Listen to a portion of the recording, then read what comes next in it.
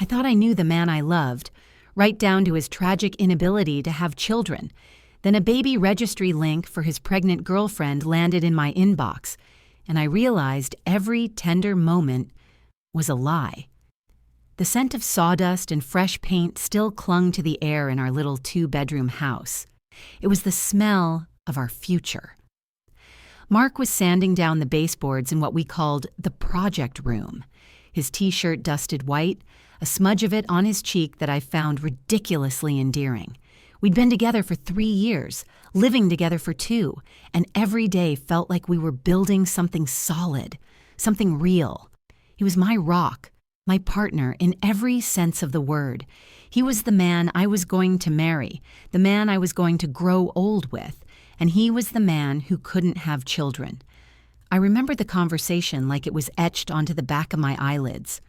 We were 6 months in, sitting in his old, slightly beat-up sedan, looking out over the city lights from a scenic viewpoint. It was one of those pivotal relationship moments where the future suddenly opens up like a roadmap. I'd mentioned my sister's new baby, the tiny hands, the overwhelming love. I wasn't pushing for kids, not yet, but it was on the distant horizon. That's when his face changed. The easy smile he always wore tightened at the corners. He turned down the radio, the silence in the car suddenly feeling heavy and significant. "Babe," he started, his voice quiet. "There's something I should have told you sooner." My heart did a nervous little flip. Was he having second thoughts? Was there another woman? My mind raced through a catalog of worst-case scenarios, but what he said was something I never could have imagined. "I can't have kids, Sarah. I'm sterile." He wouldn't look at me, just stared through the windshield at the glittering city below. He told me it was from a severe case of the mumps when he was a teenager. He talked about the fever, the doctors, the final devastating diagnosis. He described the shame he felt, the sense of being broken, as he put it. Tears welled in his eyes, and my own fears dissolved into a wave of pure, protective love. I took his hand. His knuckles were white from gripping the steering wheel. "Mark," I said, my voice soft, "look at me." He finally did, and the vulnerability in his eyes broke my heart. "That doesn't change anything. It doesn't change how I feel about you." And I meant it. Honestly, a part of me was almost relieved. I was 26 at the time, and the societal pressure to start a family was just beginning to ramp up. I wasn't sure if I even wanted kids. His condition took the decision off the table. It simplified things. Our future could be just about us. Traveling, building our careers, fixing up this old house. It became our shared, slightly tragic, but ultimately bonding truth. It was a secret part of our foundation, a piece of his brokenness that I had promised to love and accept completely. We never spoke of it again in that heavy, serious way. It was just a fact of our life. When friends would ask the inevitable, "So, when are you two having kids?" we had a practiced, easy response. Mark would just smile and say, "We're happy with being the cool aunt and uncle for now," and I'd squeeze his hand. It was our pact. It made us feel like a team against the world. He was so grateful, so loving. He'd often hold me in the middle of the night and whisper, "Thank you for choosing me, even though I'm, you know." And I'd kiss him and tell him he was everything I could ever want. I truly, honestly believed it. Life was good. It was stable. We were saving for a trip to Italy next year. We had just picked out the perfect deep navy blue paint for the project room, which was going to be our shared office and library. I was at work, sitting at my desk, finishing up a report. It was a Tuesday, a completely unremarkable day. My phone buzzed on the desk beside my keyboard. It was a message from a number I didn't recognize. Probably just spam. I almost ignored it, but for some reason, my finger swiped it open anyway. The message was short, sickeningly cheerful. "Hi, Sarah. You don't know me. My name is Jessica. Mark talks about you sometimes, and I know you two are close friends. We are so excited to share our big news, and would be honored if you'd take a look at our registry. We can't wait for you to meet the little one." Below the text was a link. My brain struggled to process the words. Jessica. Mark talks about me. Close friends. We weren't close friends.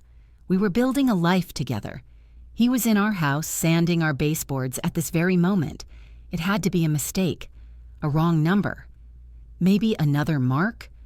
My heart was starting to pound, a frantic trapped bird against my ribs. My hands were shaking as I tapped the link. The web page loaded slowly, torturously, and then the screen resolved into a pastel-colored nightmare.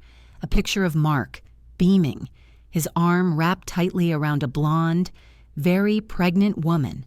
Above their smiling faces, in a cheerful, curly font, were the words, "Welcome to Mark and Jessica's baby registry. Due this December." My eyes scanned down the list of requested items. A crib, a car seat, a mobile with little gray elephants, and at the top of the page, right under their photo, a single impossible word stared back at me. Congratulations. The world dissolved into a low hum. The fluorescent lights of the office seemed to buzz directly inside my skull, and the edges of my vision blurred.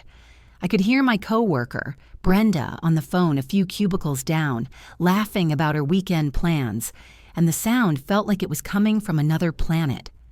My entire universe had just collapsed into the 4-inch screen of my phone. The smiling faces of Mark and this pregnant stranger, Jessica, were burned onto my retinas. Mark. Mark.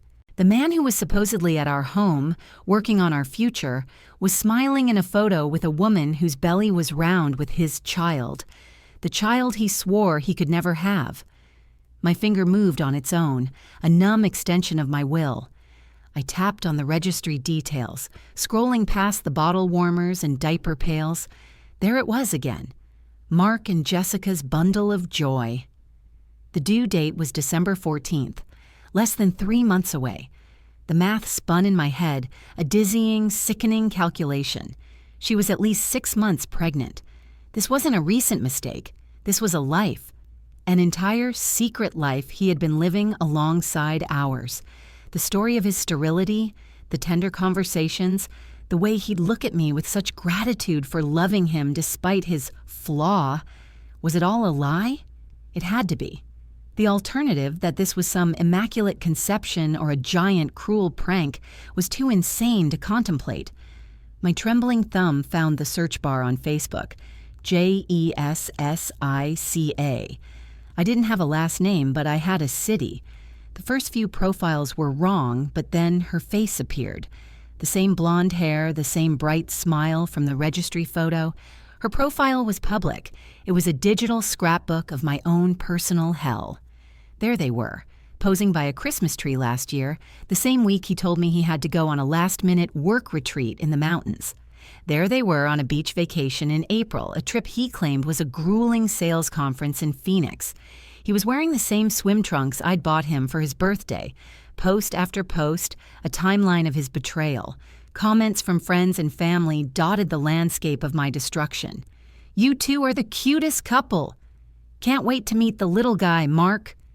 Jessica, you are glowing. Pregnancy suits you."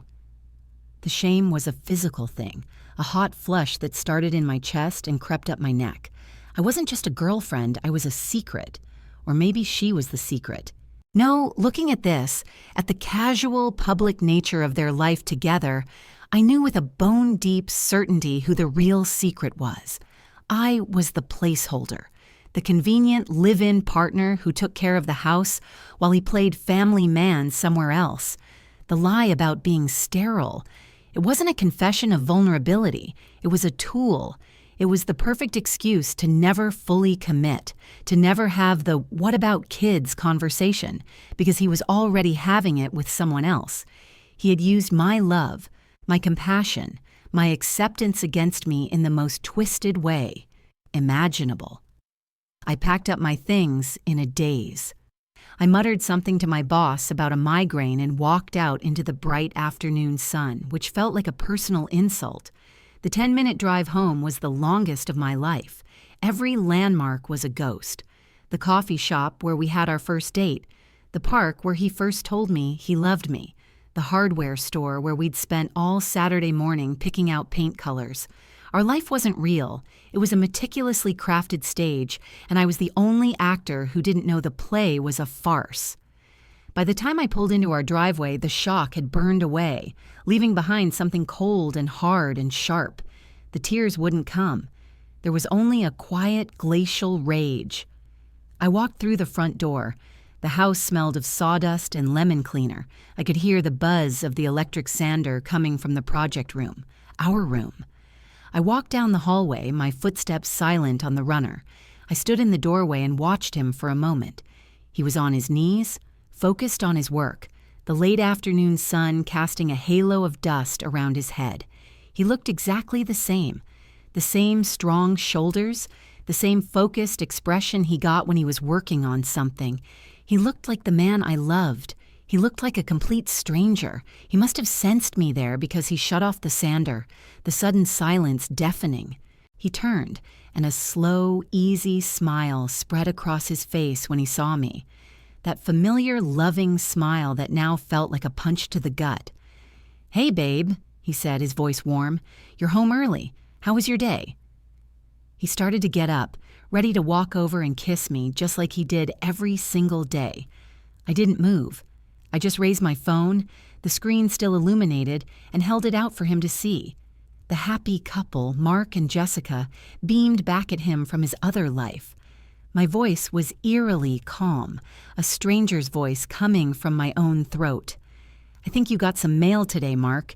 It was a baby registry."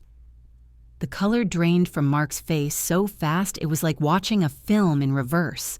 The easy smile vanished, replaced by a slack-jawed, hollow expression of pure panic. His eyes darted from the phone in my hand to my face, then back again, as if searching for an escape route, a glitch in reality. He was still on his knees on the floorboards, a sander in one hand, surrounded by the literal dust of our shared project. It was a perfect, damning portrait of his two lives colliding. He opened his mouth, but no sound came out. It was a fish-like gasp for air in a world that had suddenly run out of oxygen. "What? Where did you get that?"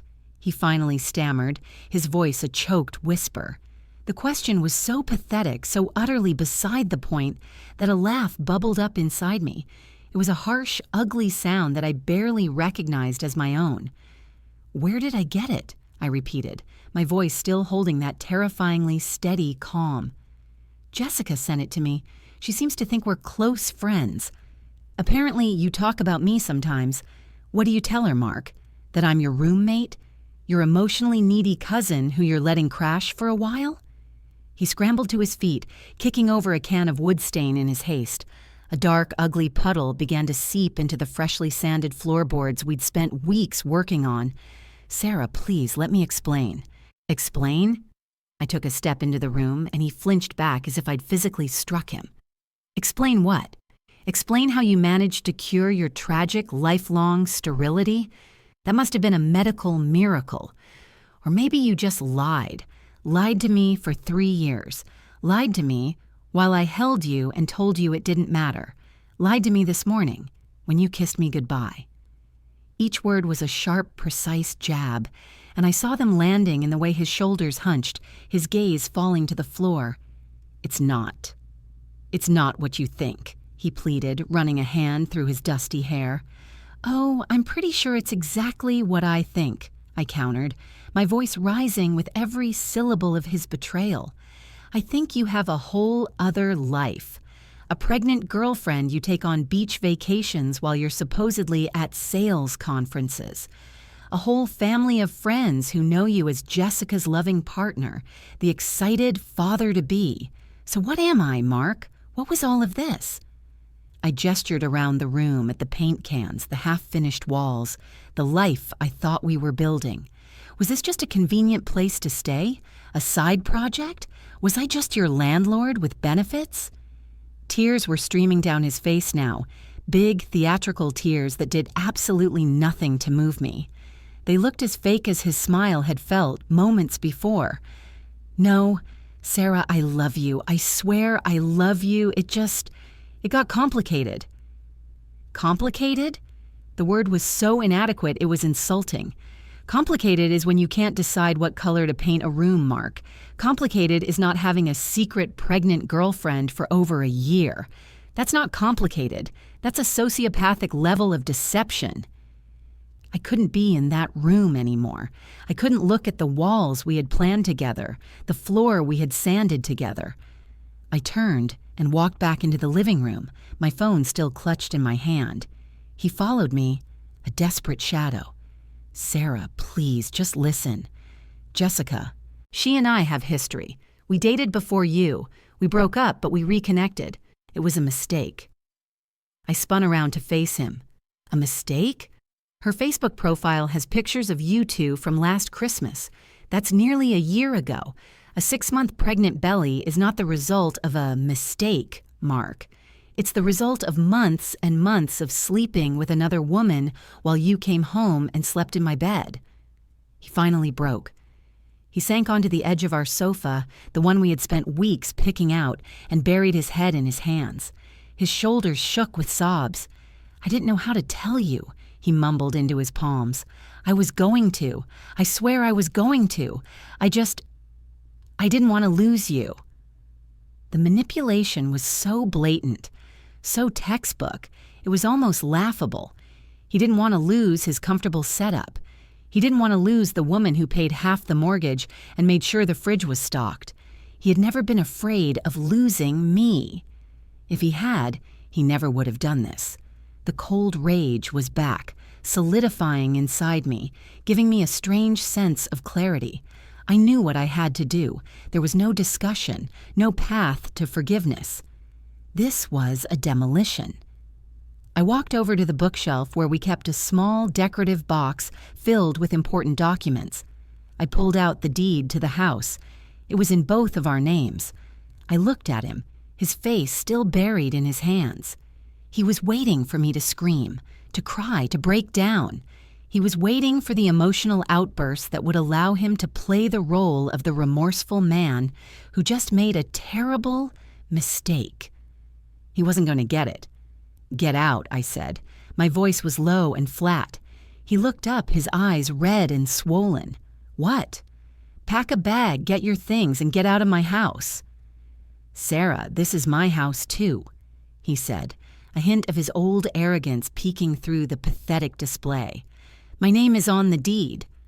I held up the piece of paper, my hand perfectly steady. "I know," I said. And then I did something I never thought I was capable of. I walked calmly into the kitchen, picked up the lighter we used for the scented candles he liked so much, and walked back into the living room. I held the flame to the corner of the deed, and I don't care. The paper caught, the orange flame greedily crawling up the edge, eating away at our names, our signatures, the legal proof of our shared life. This is just paper, Mark. Just like all your promises. Now, you have 1 hour to get your things before I call the cops and tell them there's a strange man in my house who refuses to leave. And then, I said, looking him dead in the eye as the first piece of blackened ash fell to the floor, "I'm going to call Jessica. I think it's time she and I had a little chat. After all, we're such close friends." Mark stared at the burning deed, his face a mask of disbelief. The small flame licked at the paper, turning our legally binding partnership into a curl of black ash.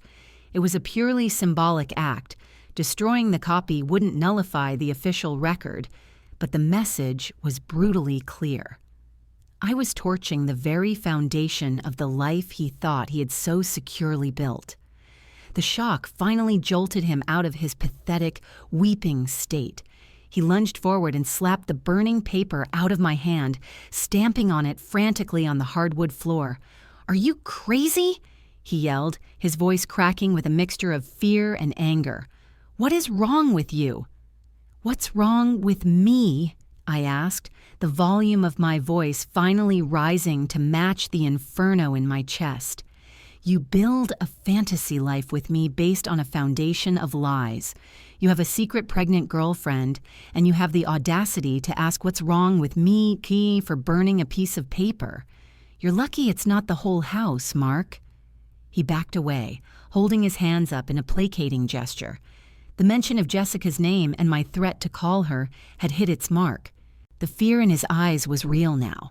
Not the fear of losing me, but the fear of his two perfect worlds imploding. Okay, Sarah. Just calm down. Don't call her, please. She doesn't need this stress right now. The pregnancy, it's been difficult. The concern in his voice for her, for the health of a pregnancy he'd hidden from me for months, was the final, definitive nail in the coffin of any lingering compassion I might have had. "Oh, I'm so sorry to hear that," I said, my voice dripping with saccharine sarcasm. "It must be so stressful growing a human being with a man who has a secret live-in girlfriend in another town. You know what? You're right. I shouldn't add to her stress. I should probably help her out. I've got a whole house full of furniture she can have. We picked it out together, so I know you like the style." His face went white. He saw I was serious. He saw the cold, hard glint in my eyes and knew that the woman he had known for 3 years, the calm, accommodating, loving Sarah, was gone. In her place was someone he didn't recognize, someone who was capable of tearing down everything he had built. He stumbled backward toward the bedroom. "Fine," he spat, the word laced with venom. "Fine. You want me to go? I'm gone." I watched him as he frantically threw clothes into a duffel bag. He wasn't carefully packing. He was grabbing handfuls of shirts and pants from drawers, yanking things off hangers. He was a cornered animal, desperate to escape. He grabbed his dop kit from the bathroom, his laptop from the desk. He didn't look at me once. The silence in the house was thick with unspoken accusations. Every item he packed was a memory, a piece of our shared history that was now just his. The sweater I bought him for his birthday, the running shoes we'd picked out for the 5K we ran together. It was a gut-wrenching inventory of my own foolishness. When his bag was full, he stood by the front door, his hand on the knob. He hesitated, and for a terrifying second, I thought he was going to try one last, desperate plea. I braced myself for more lies, more crocodile tears, but instead, he just looked at me, his expression cold and resentful, as if I were the one who had wronged him. "You're going to regret this, Sarah," he said, his voice low and menacing. "You think you can just throw me out? This is my house, too. I'll be talking to my lawyer." "Good," I said, not backing down an inch. "Give him my best and tell him to send the mail to your new address. You can have it forwarded from here, or I could just give it to Jessica when I see her." That was the final blow. He yanked the door open, his face a thundercloud of fury, and slammed it shut behind him. The sound echoed through the house, a definitive punctuating end to our chapter. I stood there in the ringing silence, listening to the sound of his car starting, the squeal of tires as he peeled out of the driveway and out of my life. And then, the adrenaline that had been holding me together for the past 2 hours vanished. My knees buckled and I slid down the wall to the floor, the first real, ragged sob tearing its way out of my throat. I was alone in our house, surrounded by the ghosts of a future that had never been real. I don't know how long I sat there, but eventually the tears subsided, replaced by that same cold, clear resolve. He thought a lawyer would scare me. He thought he could threaten his way back into a position of control. He had no idea what he had just unleashed. I picked myself up off the floor, my movements stiff. I walked into the kitchen and poured myself a large glass of water, my hand shaking slightly. I took a long, deep drink, steeling myself.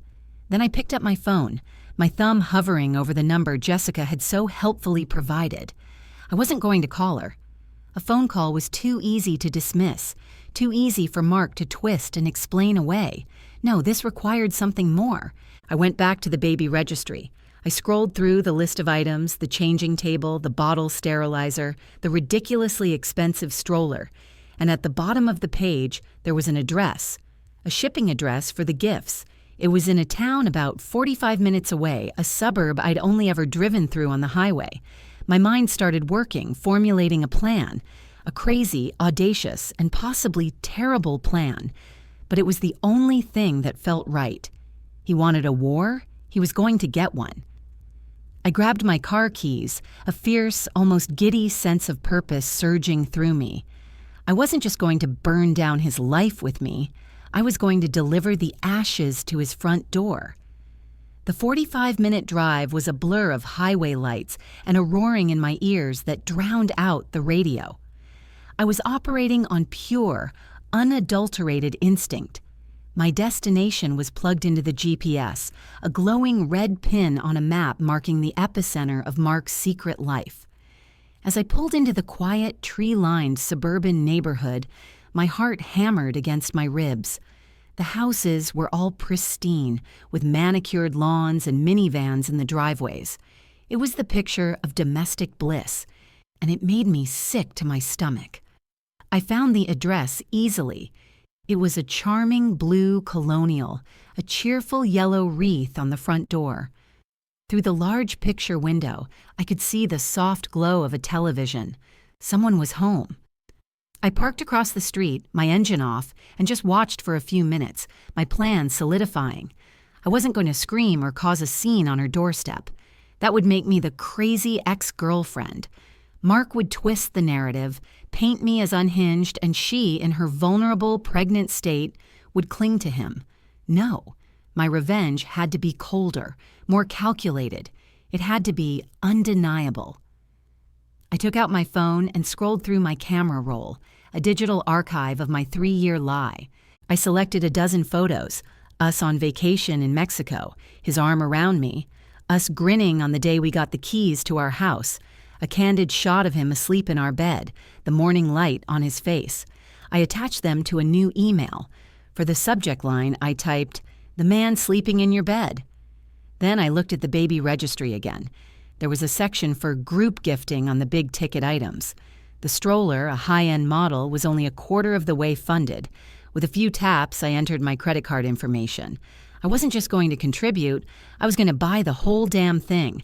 I paid the remaining balance a staggering amount that made my stomach clench. But the satisfaction was worth every penny. In the gift message section, I wrote a simple, devastating note. From Sarah, Mark's girlfriend of 3 years. I thought you should have this. He told me he was sterile. I guess we were both lied to. My email is my email address. I have pictures if you need proof. I am so sorry. I hit confirm purchase. An order confirmation popped up on my screen. It was done. Then came the final, most important part. I found Jessica's name on Facebook again. Her profile picture showed her cradling her bump, smiling. My finger hovered over the message button. I typed out a short, carefully worded message. "Hi, Jessica. I received your registry link. I just bought you the stroller. I hope that's okay. I left a gift message with the purchase, and I think it's really important that you read it. It's about Mark. I think you and I need to talk." I sent it. Then I put my phone on silent, shoved it deep into my purse, and drove away. The ball was in her court now. The next 24 hours were agonizing. I stayed at my sister's house, unable to be in the home I'd shared with Mark.